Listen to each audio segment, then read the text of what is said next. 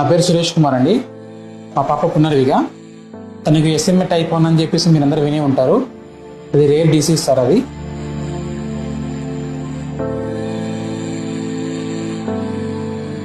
దానికోసం మేము crowd funding నుంచి అమౌంట్ కలెక్ట్ చేసి అందరు సపోర్ట్ తీసుకొని ముందుకెళ్ళాలనుకుంటున్నాము.